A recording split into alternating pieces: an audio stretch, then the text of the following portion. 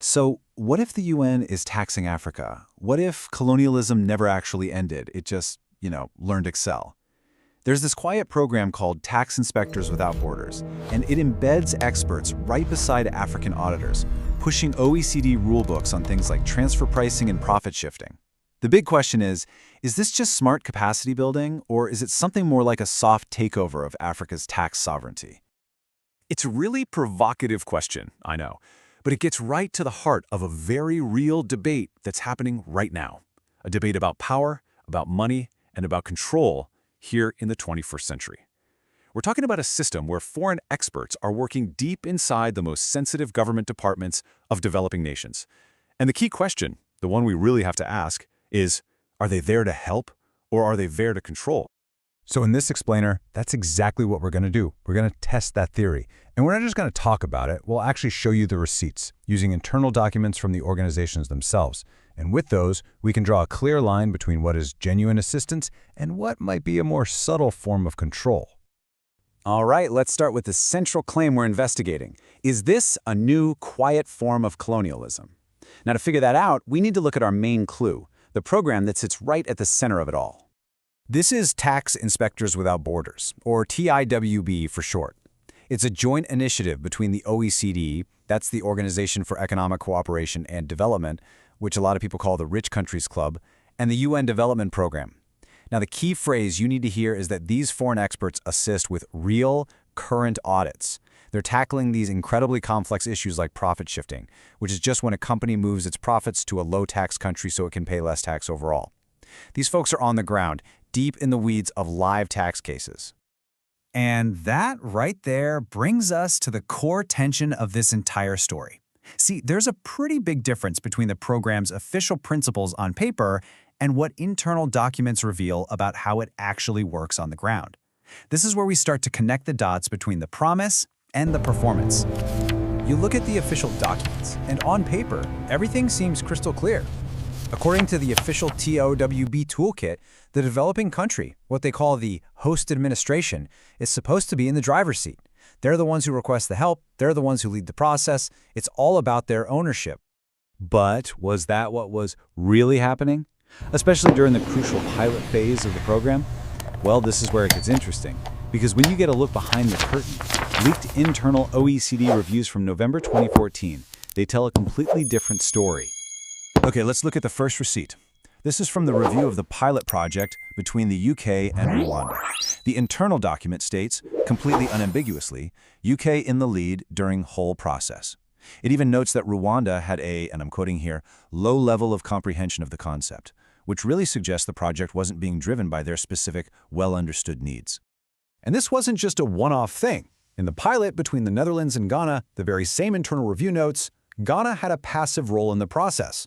The document even mentions that the OECD Secretariat's advice was mostly directed towards the Netherlands, with, no advice really needed for Ghana because their role was so passive. And the pattern continued in the France-Senegal pilot. The finding here was even more stark.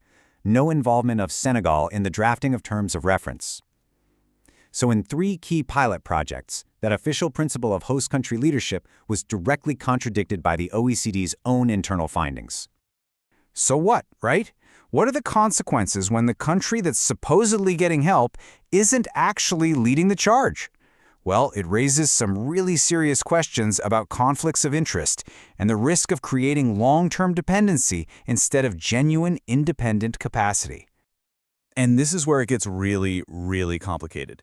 The UK's aid program for that Rwanda pilot, it was managed by PricewaterhouseCoopers, or PwC. And yes, that is the same PwC that is one of the world's biggest advisors to multinational corporations on how to structure their taxes, often in ways that minimize what they pay. I mean, just think about the implications of that for a second.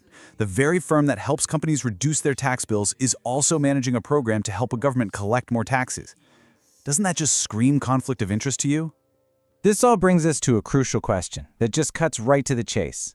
When you have external actors this deeply involved, are we truly building up a country's ability to stand on its own 2 feet? Or are we just creating a more sophisticated form of dependency, one that just happens to come with, nicer stationery? Okay, now to be fair, and to make sure we're getting the full picture, it's not all criticism. the program does have some reported successes, and it has generated significant revenue for some countries. So we really do need to balance the record here.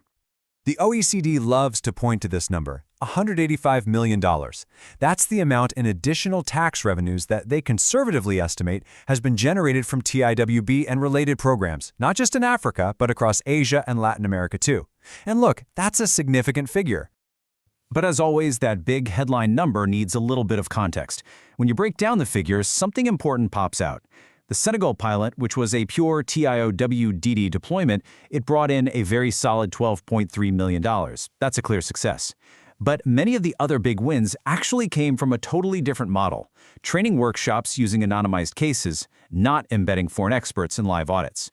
And what this suggests is that, yeah, assistance is valuable, but maybe less intrusive methods can be just as, if not more effective, at building sustainable in-house skills. So what's the path forward then? If this kind of assistance is going to continue without becoming some kind of new colonialism, what does genuine sovereignty-respecting help actually look like? Well, the choice, it seems, comes down to a really clear set of principles. Think of this as a checklist for sovereignty. It offers a potential roadmap. First, to counter the issues we saw in those pilots, there has to be absolute developing country leadership from start to finish, no ifs, ands, or buts. Second, to address that whole PwC situation, you have to avoid all conflicts of interest. That means banning firms that advise multinationals from managing this kind of aid. Third, we should strengthen South-South cooperation, prioritizing experts from other developing nations who get the context. Fourth, to make sure rules aren't just handed down, developing countries need a real seat at the table where global tax rules get written, maybe through a UN tax convention. And fifth, there must be total transparency on every single project for everyone to see.